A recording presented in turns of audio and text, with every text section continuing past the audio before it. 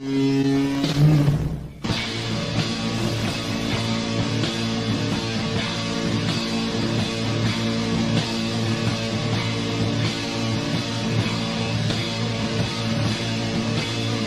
Agent Morris with the NSA.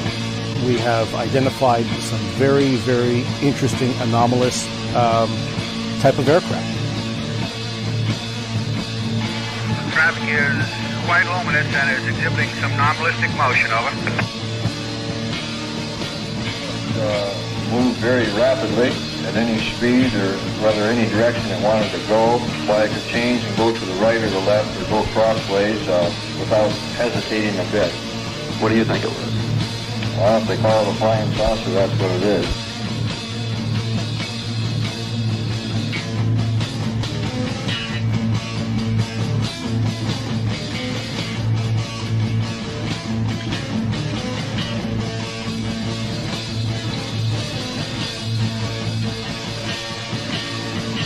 EWA 517, do you want to report a UFO? Over. Negative. We don't want to report. Look, it wasn't my worst Wednesday night. Good evening, everyone. Thank you for joining us. This is Anomaly Now, straight out of Austin, Texas. I am your host, Miles Lewis. This is the weekly live news and media roundup for the 501c3 nonprofit Anomaly Archives, Scientific Anomaly Institute based here in Austin, Texas. Thank you for joining us. It is Wednesday, December 4th, 2024. I hope you are having a good holiday season as we close in on the end of the year. Always a hectic time of year for most people, filled with so many emotions, and boy, just the world in general, filled with all kinds of emotions these days, of one variety or another. And congratulations, you have survived Alien Invasion Day yesterday, December 3rd, 2024. Oh, wait. We may not have survived it yet. We'll get to that.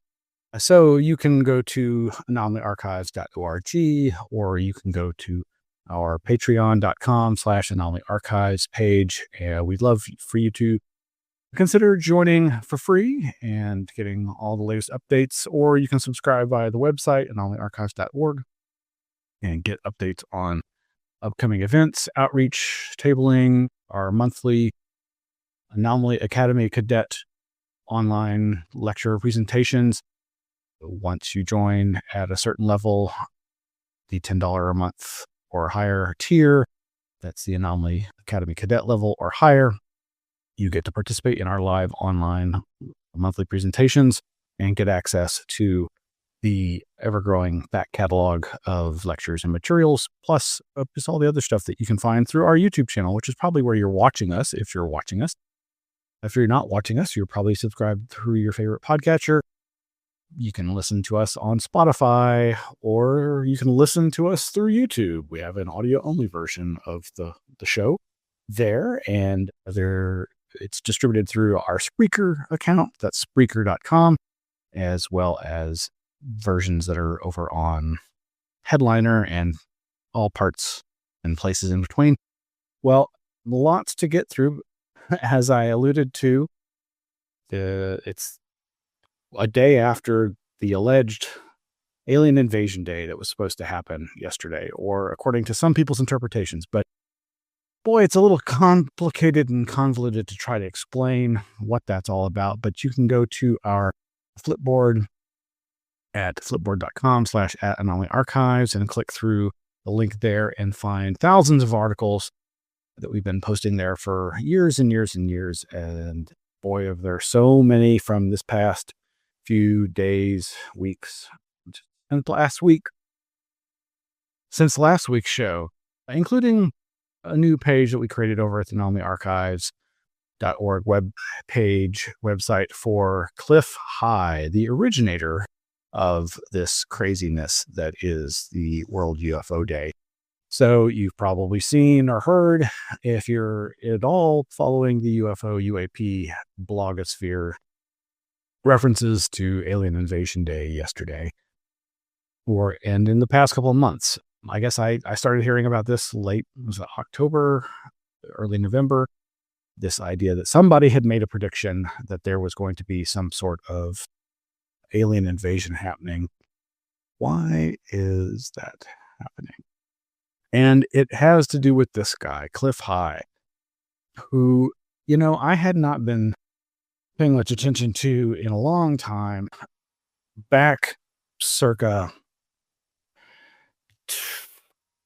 I guess it was post 2001 when I first started hearing about Cliff High and his partner in crime, George Orr, who had what was called the web bots, these internet scrapers that were trying to find emotional sentiment on the internet to make predictions that they could base financial decisions about. It's no secret that people in the financial world try to make money off of people's moods as they shift in the economic world environment. And this is kind of the origins of Cliff High's WebBots project and his predictive linguistics efforts. And I, like many people, heard about him because he and others were claiming, wait a minute, he predicted 9/11, September 11th, 2001. He then predicted several other big events. And these weren't events where it's like, oh, you're seeing the intel about people planning these events. He was digging into the wealth of textual information on the internet, the ever-growing source of human written culture, trying to ascertain psychic predictive information. And this fascinated me. If anybody who's followed me these many, many years knows that I've reported on and I've been very interested in parapsychology and precognitive abilities. And there have been so many efforts over the years to try and predict the future based on getting reports of psychics, people who have regular precognitive dreams, prophetic visions, that sort of thing. And my own experience in the immediate wake of September 11th, 2001, was to discover that at least two close personal friends of mine had had seemingly clairvoyant, or at the time of the attacks or right before the attacks, in their dreams that morning, outside the scope of them being able to hear information coming into them through their sleeping dream state, images and emotions that clearly had to do with September 11th. And then immediately afterwards, finding so many seeming visions and premonitions that had been writ large on the internet. And of course, there were others that were making predictions as well in the conspiracy community. And this idea, as I was discovering people doing linguistic analysis, this idea of like looking at texts and discerning things from them, whether it be like looking at texts by people you don't know who it's written and trying to discern their gender or their psychological makeup or their innermost thoughts based on telltale signs in their written text. These are things that many people have been trying to do for a long time. And so when I heard about the WebBots project, I was very much interested in this and been fascinated ever since. But over the years, I've heard many times from the Cliff High appearing on such shows as, Coast to Coast AM. The Coast to Coast biography for his past appearances says that Cliff High has a patent on computer-assisted reading technology, which allows reading from computer screens at up to 2,000 words per minute, reaching into other areas of hidden potential within language used by humans. He has been developing a system of software internet agents like search engines and other proprietary processing methods to predict future events. The software project, begun in 1997, 28 years ago, captures near real-time changes in language patterns within internet discussions. Then, employing radical linguistic techniques of his own devising, he develops a model which anticipates future events with some seeming accuracy. Now, you can go to Coast and find links like I have here on the Anomaly Archives webpage, where I've recreated what they've documented about his past appearances and predictions going back. Oh, let's see. It looks like the earliest he appeared was in January of 2004. And it doesn't look like he's appeared there since 2010. And I wonder if this is maybe because he apparently increasingly was spouting radical conspiracy theories of the worst possible variety. And as I dove back into his oeuvre, he's started a YouTube channel as of, I think, September of this year. And one of the ones from just a day or so ago, he is immediately invoking ethnically specific ideas about global banking conspiracies, if you know what I mean. And that is very disconcerting, if not outright anger-inducing. I'm very sad to see that this is what he has become. Perhaps he's always been that. But anyway, yes, he is the one who apparently, going back many years, has been building on this idea that there's something big coming. And as many skeptics and critics and debunkers would say, it's really easy to, in hindsight, match world events to these very obscure, obtuse, just generalized predictions. And all of my experience in trying to look at what he was saying they were getting from this web bot analysis, where it was like trying to read tea leaves.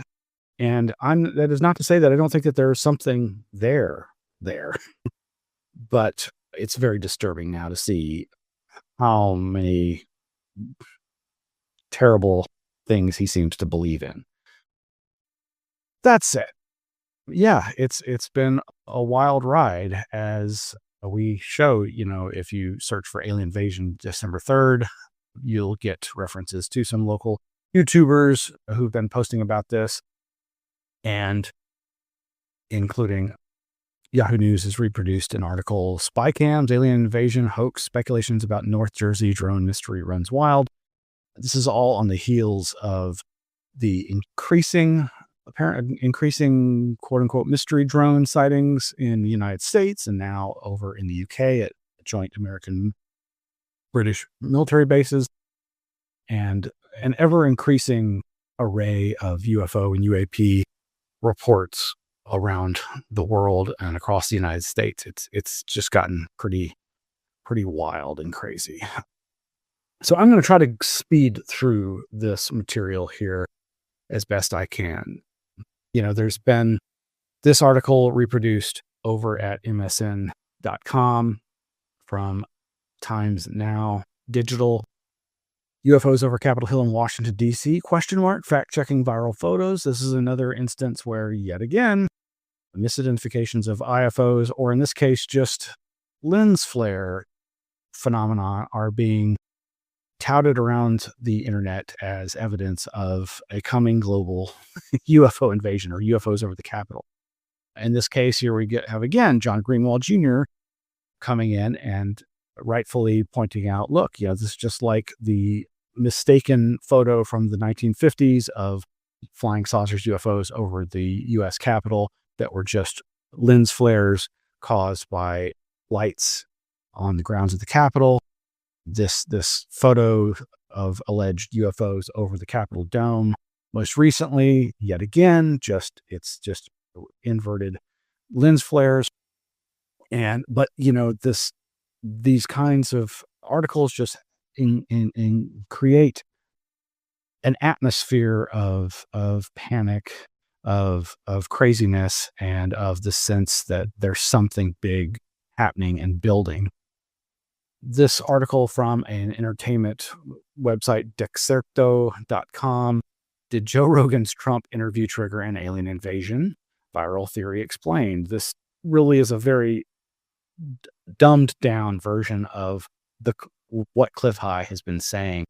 And in fact, the vetted journalist, YouTuber, podcaster, Patrick, I think is his name, whose video came up in that Google News search, has done some explication of this 39 Days to Alien War, December 3rd, and went through some of the past Cliff High web bots related stuff. And this goes back years. Now, there are some very interesting things here, but is it really all that hard to predict? This arching idea that basically, apparently, it's really hard to explain Cliff High's explanations of his analysis of this webbot data. But Patrick did a pretty good job over at Vetted Podcast, and he found some of these clips of Cliff High being interviewed over the past several years. Nobody else that I'm seeing reporting and pointing out that he is the source of this meme, this campaign, are really pointing out that he's got this terrible worldview involving ethnically specific banksters and that sort of thing, constantly looking out his window and pointing out chemtrails that he's seeing in the sky. Make of all that what you will. But he's also employed psychic remote viewers. And while I am a firm believer in psychic phenomena and the ability of people to psychically grok things distant from them, even in the future or the past, through nonlinear access of the everything, the information of fabric of the universe, you can find a lot of interesting information. But you can also, as I say, you can retrospectively put the pieces together to justify your past predictions. But here is one of the interesting things that Patrick over at Vetted pointed out, was from the September 14th, 2020 interview that he was doing, where he was speaking to one of the remote viewers that he had employed to try to explicate some of the data that he was analyzing, going all the way back to 2009. And this was a RV session in which you can see here, it appears that there are two people doing an interview, a debate, and that involves UFOs. And I think I see, is that Epstein mentioned there? And the Russian collusion story, yada, yada, yada. And it's all about this idea of somebody doing an interview with Trump. And so when Joe Rogan 40 days ago interviewed Trump, and when that was announced that it was going to happen, that's when I think Cliff High was like, wait a minute, this is all fulfilling the prophecies that I uncovered. And it's crazy. That's why you hit this article, did Joe Rogan's Trump interview trigger an alien invasion? Yeah, we're in crazy town, crazy times, folks. But I'm going to continue to jump around here, because it's to just kind of describe this time that we're in right now, where, we've been having these ever increasing mystery drone incursions at American military bases, and now American military bases over in England. And then there just seem to be these flaps, these mystery drone flaps popping up everywhere. We had heard sometime recently, about a year ago, the Langley, Virginia flap of incursions and these other military base incursions. And now there's these ones going on in New Jersey, allegedly. You can also find reports of them happening in Arizona. Actually, there's been lots of them happening in Arizona for the last several years, but they seem to go in waves, actually interfering with military jets at extremely high altitudes. Now, it's really important to realize that there is undoubtedly a lot of misidentification happening here. You can go to metabunk.org, Mick West's site, and you can find a lot of good explication of some of the most recent and past sightings, videos, and photos where people are going, this is not an aircraft, this is not an airplane, this is not something on the ground in the distance, this is up in the air. And very often these are misidentifications of simple, mundane objects, airplanes, and the like. But that, again, there does seem to be something very strange here. In many of these military incursion ones, we're hearing stories of vehicle, car or SUV sized drones. And when the military starts saying that there is actually something happening, I tend to believe them, even as I'm like, well, maybe they're playing up a supposed threat so that for their own agenda, ginning up something out of nothing, so to speak. And I'm going to get to all the implications of this, I think, hopefully. So over here at Yahoo News, this is a reprint of an article out of the Morristown Daily Record. Spy cams, alien invasion, hoax, speculation about North Jersey drone mystery runs wild. Now, I've got links in the Flipboard. You can watch various local news reporting on this. It is concerning lots of people. The people who are seeing these things and are unable to identify these mystery objects are concerned. Some are just like, oh, it's weird. It's it's probably nothing. But others are very concerned, and it apparently has attracted the attention of the FBI. So there now apparently is an FBI investigation as part of this New Jersey flap. But I tell you, when I watch these videos, I inevitably have my McWest skeptic goggles on, and I see misidentifications of aircraft. Now, some drones can be like aircraft. They can be like, I've seen miniature jet aircraft. I've seen miniature propeller aircraft. Radio-controlled airplane reproductions that are smaller scale are a real thing, have been for a long time. Those are drones. But people think about these propellers and they think of them as having a certain sound as opposed to jet engines and that sort of thing. But again, when you hear stories from reputable witnesses, and what is a reputable witness? Who knows? But when there seems to be evidence for large, maneuverable, high-speed, quote-unquote, drones, one has to wonder that this is something that's not amateur hour, off-the-shelf technology. Moving right along, yes, we've got links to videos like this one over at NBC New York. What's with these mystery drones flying over New Jersey from NBC New York? Some of these videos, they just look like standard aircraft, and then others don't. Others really seem very, very strange. And again, the FBI seems to be involved, but some of them definitely seem to be misidentifications of normal aircraft. But who am I to say? Like, I see and hear helicopters and planes flying over our property here in South Boston on a regular basis, and I feel confident that I can identify them. Occasionally I'll see lights that are even further away, and I may not be able to hear anything, and I'm not sure what it are. But so I'm not trying to fault the people who are making these misidentifications. Side note, in the midst of all of this, there was this report from a police officer who had a sighting in Connecticut in 2022 that's made News Nation's reporting. This video of this News Nation report is actually from New Paradigm Institute's YouTube channel.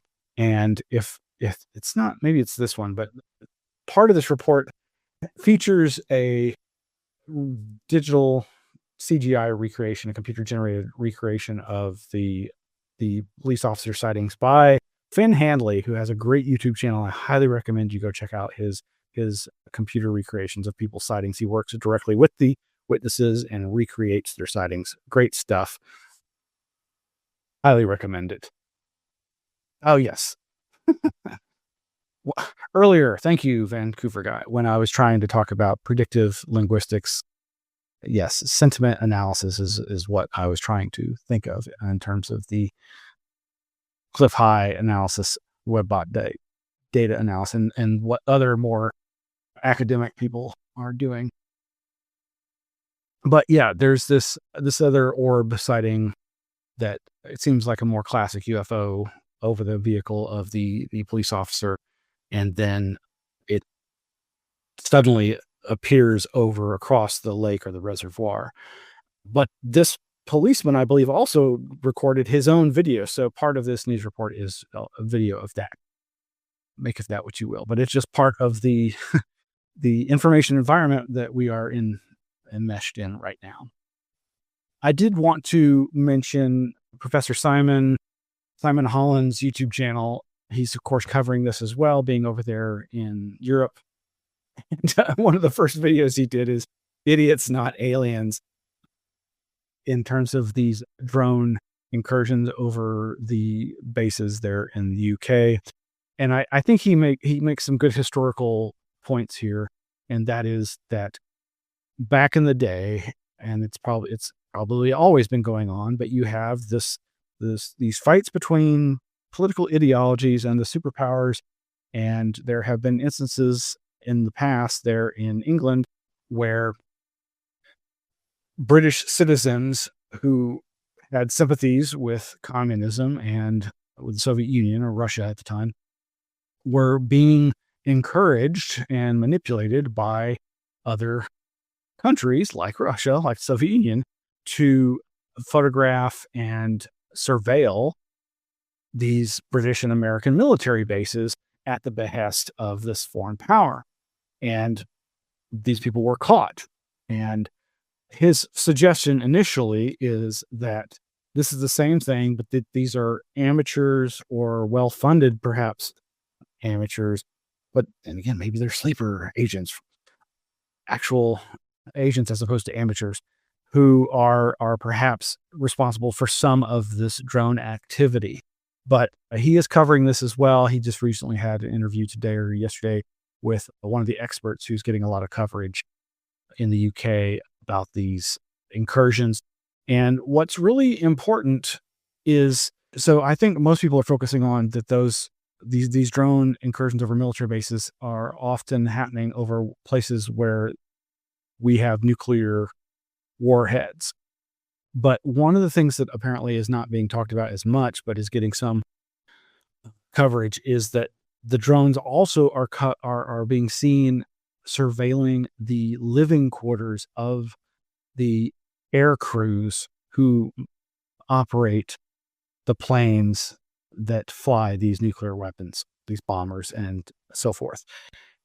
And that is pretty disturbing, because then you have if the idea that, well, this is perhaps an overt threat to those people and their families, which if you take them out, then you really disrupted the situation. Now, going back to just the general air of all the crazy, wacky stuff going on, got to mention old Alex Jones. He recently interviewed, I forget this fellow's name, who goes by the nom de plume dark journalist.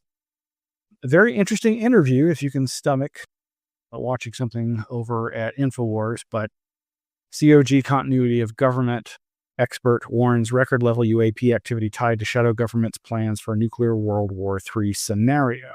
Now, this is pretty over the top, but that's what you'd expect, wouldn't you, from old Alex Jones and the InfoWars network. But, this dark journalist fellow, is it Daniel List? I forget. He's somebody I've followed for some time. And in fact, I think he was the moderator or host for the MC for the Secret Space Program conference that was held, quote unquote, in Austin, but actually was out in Bastrop many years ago. It's probably 10, 11 years ago. And,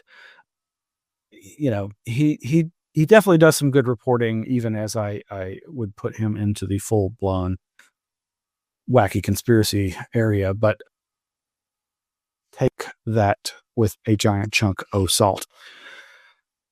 Meanwhile, over at sentinelnews.com, UK defense dismisses drone threats despite surge in violations of military airspace. This by Baptiste Frescourt. Maria Eagle, the UK's Minister for Defense Procurement and Industry, responded to MPs' questions about drone incursions into the airspace of military bases on British soil. This is over, like I say, over at sentinelnews.substack.com. And there's just so much reporting on this. You can go and do the reading yourself. But, on the one hand, I don't think people should be getting too worried about this, but one has to wonder where this is going. And it, again, just all goes towards this sense of panic that is being perpetuated across the internet in terms of UFO alien invasion day. This one over at timesnownews.com, which I think is the site that was reprinted by MSN. There was this incident, which I don't know whether it's been debunked, but it certainly got a lot of people's attention. UAP or UFO object sighting at Manchester Airport sparks speculation. there were a series of photos and video purportedly from air crew or pilots at this Manchester airport over in the UK that seemed to suggest that some kind of spherical UFO was seen hovering just above the tarmac before then zipping up into the sky and hovering there before then departing. Shades of the O'Hare Airport incident, but more again akin to the increase in stories post a creation of Arrow and Sean Kirkpatrick, first director of Arrow, talking about spherical UFOs, UAP, this idea that there are in fact spherical drones, but then sometimes they seem to do things that you wouldn't think a drone could do. What made this even more sensationalistic was the reports that the posters of this information, that their social media accounts, I believe, suddenly disappeared. But, we are in that age where people are constantly watching and downloading and capturing. And I think that's a great thing. I think there's so many times, there's so many articles that I've found over the years that then, years later, decade later, two decades later, you have to go to things like archive.org or the Wayback Machine and try to find reproductions of them, captures of them. But the implication being that this was such an important case that the government or somebody was scrubbing the web of this information. Now, I've not heard any follow-up on this case, nor I don't think I've seen Mick West debunk it, or his folks over at metabunk.org.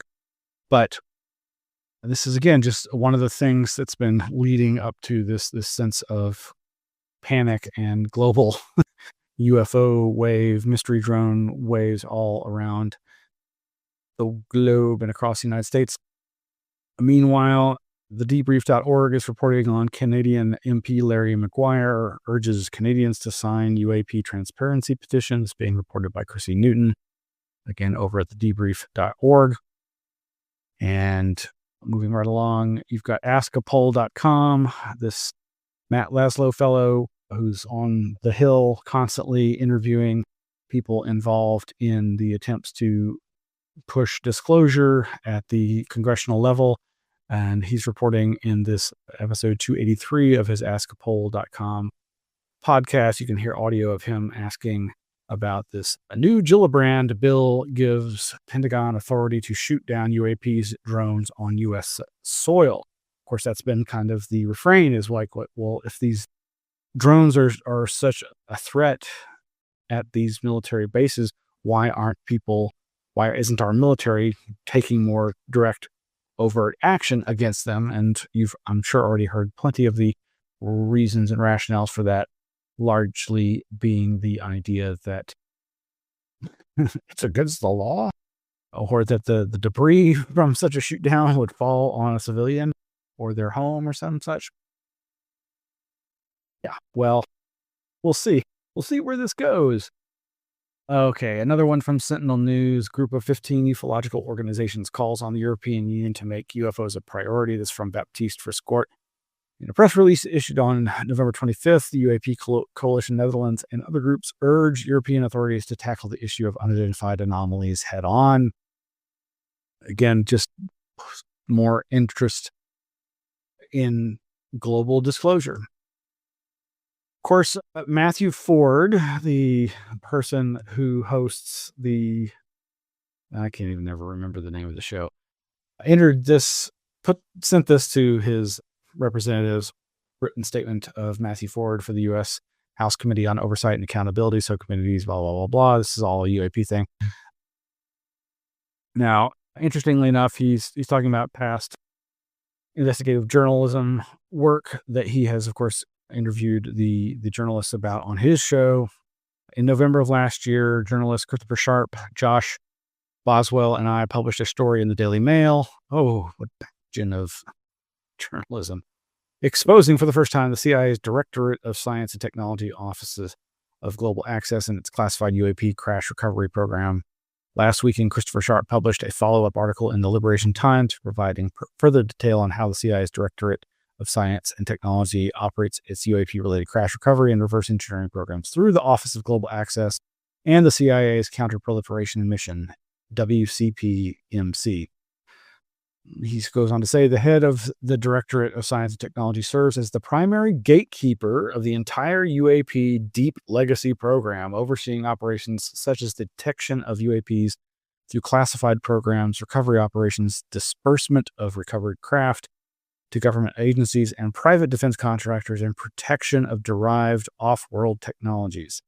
My sources have alleged that blank, the former head of the Directorate of Science and Technology, is one of these gatekeepers. Last year, I revealed that Sean Kirkpatrick, the former director of AARO, had assembled a secret technical advisory group to counsel AARO.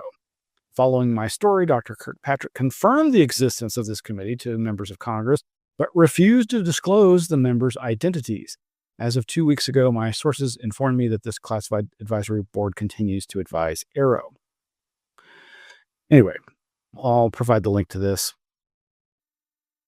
I'm curious to see if there's any follow-up on this. Is this a big nothing burger? I'm not sure. Okay, so moving right along, of course, there was at this one of the first of the two recent UAP UFO hearings. Michael Schellenberger was one of the witnesses who talked about Immaculate Constellation, and I was going to play these clips here, but you can go to our website and we have a page on Immaculate Constellation that collects a couple of links on this, as well as links to the document that was provided to Congress about this alleged program, including the mystery 12th page that is basically a cover letter from Jeremy Corbell. Now, this is, did I show that? No, I did not. Yes, here's the cover letter from Jeremy Corbell. I'm just going to play a couple of clips here from other shows. Thankfully, there's these other shows that do a lot of the heavy lifting and cover this stuff and help me get my thoughts together on this. But I was going to play this clip from the UAP Studies podcast that recently featured George Knapp, who talked about these hearings and the Immaculate Constellation document. And so thanks to the, I can't think of the podcast name, Psychoactivo podcast. All right, here we go. These members of Congress, Nancy May, saying, we've been told we can't ask questions about XYZ. Told by who? Who told you? What questions can't you ask? Not very clear. They had that hearing. They were offered direct hands-on whistleblowers. I can tell you that for sure. They didn't take the offer. There's that 11, 12-page report that was submitted to the record. Jeremy Corbell is the one that gave it to him. I know because I had read it and helped in preparing them, putting it together. And Jeremy gave it to them the night before. He showed it to Michael Schellenberger. He had never seen it. The committee thanks Michael in open hearing. Thank you for giving us that report. Michael didn't give it to him. He had never seen it before. Jeremy gave it to him. They distorted that. There were people in the room who were watching them, so they didn't ask certain questions. They have been unable to get a skiff to take some of these whistleblowers in. What the hell's the problem in Congress members getting a skiff so they can hear sensitive matters? I don't understand it. Yeah, I don't know.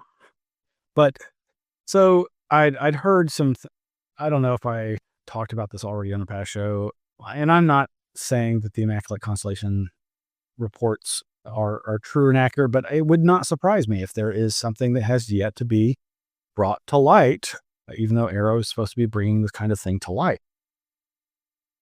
But it's weird that George Knapp would say that because, of course, Michael Schellenberger's article where he came out with these comments about Immaculate Constellation absolutely mention a report. Now, maybe this is all just miscommunication, but his article came out before the hearing, and here's Knapp saying that Michael Schellenberger hadn't seen it before.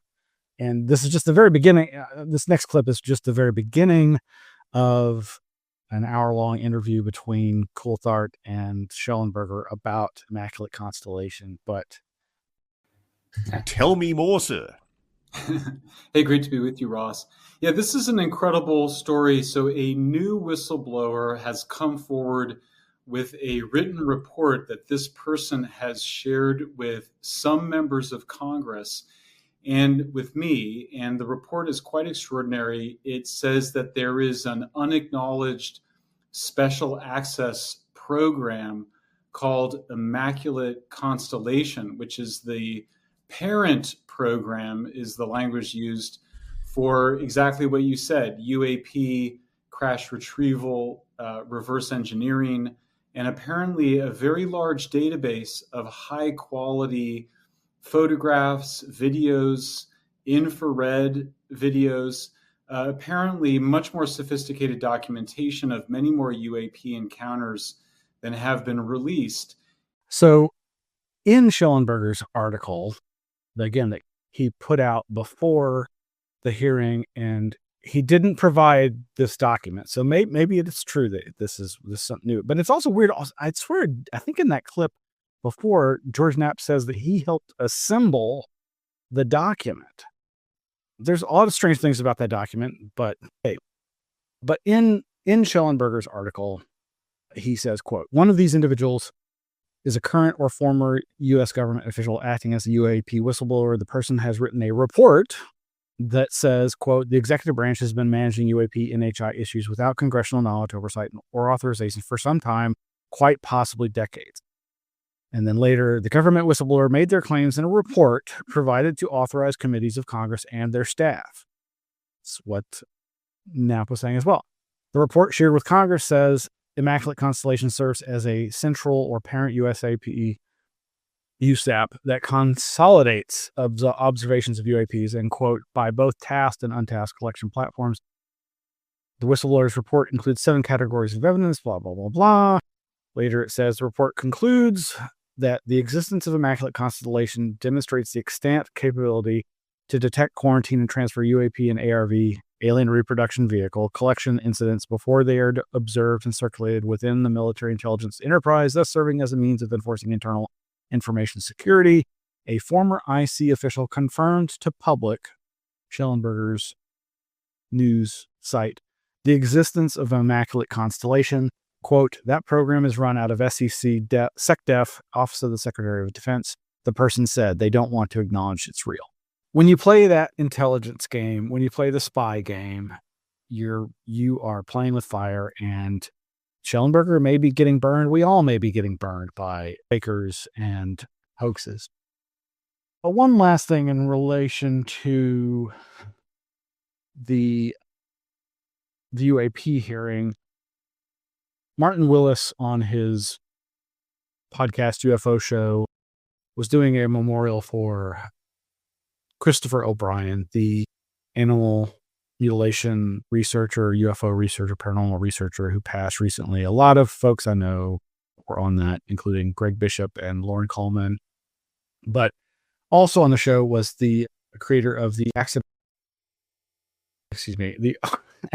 Truth director. I think his name's Ron James, the producer of this Accidental Truth documentary. Something he says I just thought was interesting. You know, it's a boast on his part, but it's going to play that clip here. Hold on. I'll tell you this now. It's very, very exciting. At the hearings, I was with Melinda Leslie and another friend of mine in Washington who's pretty plugged in. And she had run into Congressman Burleson the night before the hearing. Mm-hmm. And he was talking about, he wasn't really sure what kind of questions to ask. So the morning of the hearing, we're texting him questions to ask. And when he came up for his time to ask questions and he asked Lou Elizondo, the first question was the one I wrote about if we were in a skiff, what could you tell me? And Lou kind of dodged that one. But we kept texting him follow-up questions live. And so we texted him another question about Lockheed Martin and Bigelow Aerospace. And when he asked that of Lou Elizondo, Lou inadvertently confirmed that, Lockheed Martin was the ones that had that material that Robert Bigelow was supposed to get. He's never confirmed that before. And we were able to catch him literally live. We texted him the question. He looks at his phone and he asks it. And it was probably the highlight of the hearing. But I'm sure it's the first time UFO investigators have run a congressional hearing, at least in part, from the back of the room. Running a UFO hearing, UFO researchers running a UFO hearing from the back of the room, texting to the congressional inquiry people. Yes, it's boasting, but maybe it's true. And I thought it was just humorous nonetheless. Okay, let's see. But all of this really reminds me also of, flashback to 4 years ago in late 2019, 2014, 2019, 2020, and the drone swarms in the Midwest. What's behind the drone swarms in Colorado and Nebraska and Wyoming and all these other states? And what it also reminds me of is, of course, the Robertson panel and the conclusions of the Robertson panel, the infamous CIA-sponsored panel that many people point to, myself included, that was more concerned about the idea of UFO reports flooding communications channels and being used as a way for our foreign adversaries to overwhelm our communications networks and disrupt our ability to respond to an actual invasion. From Wikipedia, they say of the Robertson panel, the panel was briefed on U.S. military activities and intelligence, hence the report was originally classified secret. Later declassified, the Robertson panel's report concluded that UFOs were not a direct threat to national security, but could pose an indirect threat by overwhelming standard military communications due to public interest in the subject. Most UFO reports, they concluded, could be explained as misidentification of mundane aerial objects, and the remaining minority could, in all likelihood, be similarly explained with further study. Now, I am not a promoter of the Robertson panel's findings, but that really fits, I think, these waves of mystery drones. Now, again, I think it could very well be that there is some foreign adversary aspect to this, and I am frustrated by my believer friends who want to believe that there's something more mysterious to these mystery drone military incursions. Now, maybe there is, maybe there isn't. Yes, Vancouver guy. Robertson panel was right. Oh, is it really? The anniversary of the pre-Robertson panel CIA advisory panel meeting? Well, you would know, wouldn't you, Vancouver guy? UFO report of the day producer. But what this, like I say, this reminds me of the mystery drone incursions. And, I was just going back through some news reports on this. Let's see, large drones over northeastern Colorado, Nebraska cause concern. Reports of groups of drones in the night sky over Colorado and Nebraska began in mid-December 2019. A couple of days into 2020, we know more about them than we did weeks ago. I don't recall any of these ever coming up with anything definitive. But again, a lot of what was seen was almost certainly misidentified craft. But at the same time, these witnesses were like me, probably, that they know how to identify the things that they see going over them on a regular basis, but then some of them seem very strange. Going forward in time, Colorado drone mystery sightings finally might be solved. New drone task force on the hunt for command vehicle in rural Colorado and Nebraska. Lincoln County's sheriff official, quote, "We're desperately trying to figure out what is going on." That from the Denver Post back in January 2020. Theories persist about mystery drones seen in rural region.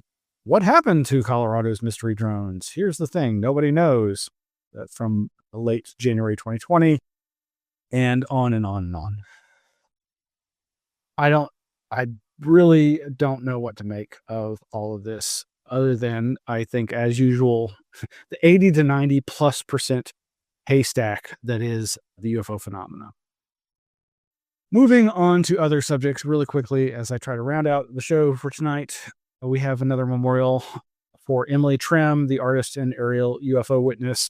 Whatever you think about the RUA Zimbabwe multiple children UFO sighting case. I'm always saddened to hear the passing of UFO witnesses, people who have had experiences and, provided some piece of the puzzle in our attempts to understand these mysteries.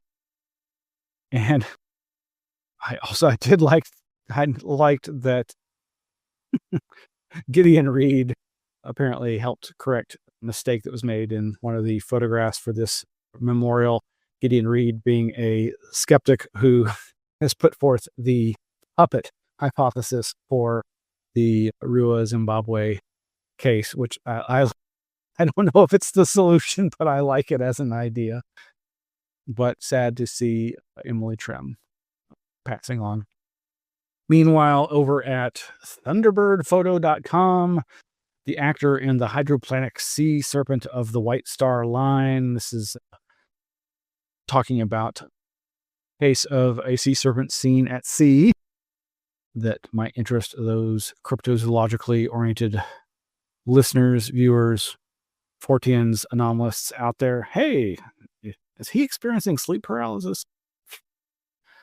And then over at Expanding Frontiers, research.org, our friends Erica Lukes and Jack Brewer have done more FOIA requests. This one on UFO author Frank Salisbury.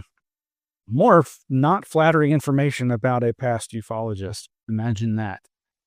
Then over at, this is what I already reported on, the 2022 UFO sighting in Connecticut.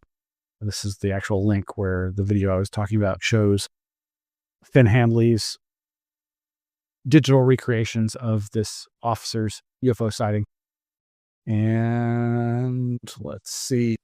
Oh yeah, I've mentioned I want to continue to support historian Greg Agigian's work with his After the Flying Saucers Came, his historical tome on the global UFO phenomenon. This is an interview with him. It's hard, quote, it's hard not to believe he saw something, unquote. Historian Greg Agigian on how UFOs took over the world. This is from a few days ago.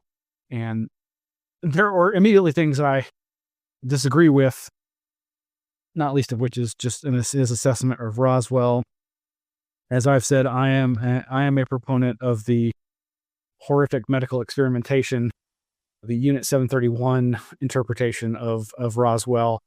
That's a deep dive there, but I do really appreciate Greg's efforts in putting out a more academic tome on the history of the UFO phenomena from a global perspective, especially since he did so many deep dives into archives around the world. I think his book really shows the importance and usefulness of archives. But it's nice, a lengthy interview that you can go find over at msn.com. And oh yes, this is a weird one. Okay, so it's the end of the show. I've got to go some weird routes. KOB4 News. This is New Mexico news station.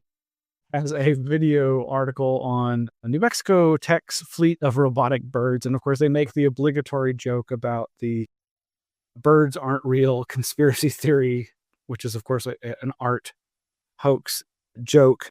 But there's this company that are literally making drones out of dead birds, taxidermied birds. That's just terrible. But somehow hysterical. Okay. And lastly, everything's a conspiracy, folks. It really is. Back in June, Brian Lunduke focused on some reports that confirmed what he was saying and warning about back in 2016. The CIA, NSA, and Pokemon Go. That's right, folks. That game you were playing with your phone, it's all part of a CIA plot. It's all designed to create a real world map of locations. His article starts back in July 2016. I wrote a short article for Network World entitled "The CIA, NSA, and Pokemon Go." While the title was certainly viewed as a bit of over the top and conspiracy theoristy, It was really just a collection of, in my opinion, rather bizarre facts that even without any sinister connection were worth documenting. I agree. I am republishing it here with some additional increasingly odd details added at the end, including radio and TV appearances related to this article. Some of the details relating to the exact permissions and capabilities of the Pokemon application have changed over the last few years, but everything else remains correct, factual, and up to date. It just goes into the deep, weird history of this game and the connection to CIA front companies. And the wonderful QAA podcast has a new episode. Pokemon Go to Langley is one of their premium episodes. You have to be a paying member, but I finished listening to this today. It's a really good explication of this. And yeah, beware your phone, folks. Beware this. Beware the monolith that is our phone. Okay, that's going to be it. I swear to God. That's it for tonight. Thank you so much, folks. Really appreciate you tuning in. Like and subscribe and all that good stuff. And let's see. Okay, one last thing from Vancouver Guy. What did you say? Psychological flap phenomena. Someone sees some drones, etc. Really saw something. It gets reported in the media, and now everyone is misidentifying stars. But yeah, no, it is. It's a feedback loop. Yes, absolutely. All right, everybody, take care. Have a good night, and be safe. Love the ones you're with, no matter who they are. Take care.